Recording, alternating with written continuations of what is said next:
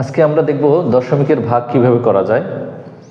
তো দশমিকের ভাগ করার জন্য আমরা শুরুতেই একটা অঙ্ক নিচ্ছি, 0.04 ভাগ 0.005।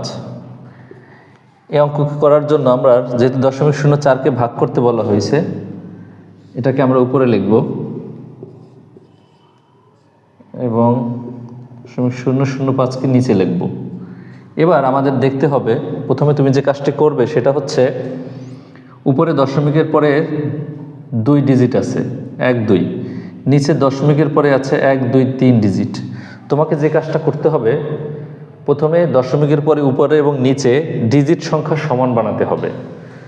তাহলে উপরে যদি আমি 2 ডিজিট আছে, 3 ডিজিট করতে হলে উপরে একটা শূন্য দিয়ে দিতে হবে। তাহলে দেখা গেল আমার উপরে 1 2 3 ডিজিট আছে এবং নিচে আছে 1 2 3, ডিজিট সংখ্যা সমান হলো।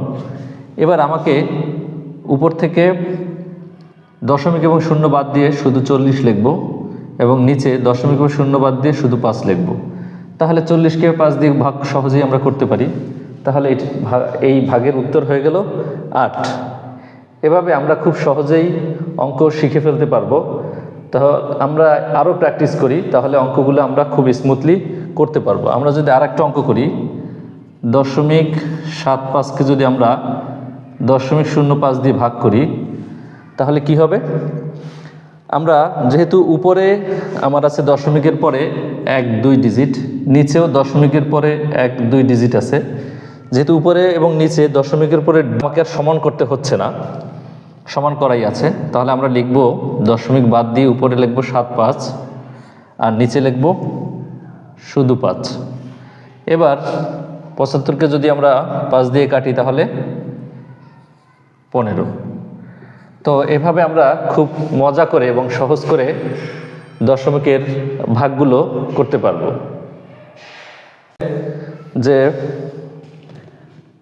0.3 গুণন 0.6 গুণন 0.9, এটাকে ভাগ 0.1 গুণন 0.2 গুণন 0.3।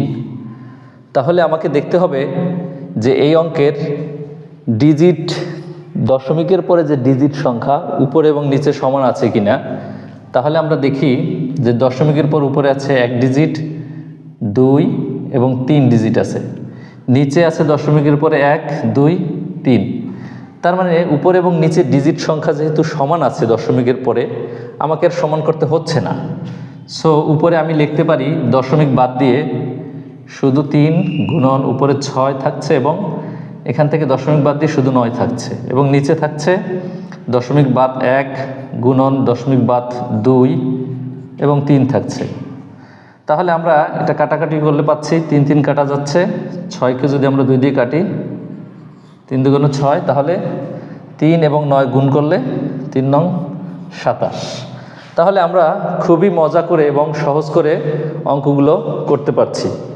এবং এখন আমরা যদি আরও অঙ্ক প্র্যাকটিস করি, তাহলে আমরা 0.2 গুণন 0.6 যদি আমরা ভাগ করি 0.01 গুণন 0.02, তাহলে আমরা এই অঙ্ক কিভাবে করব?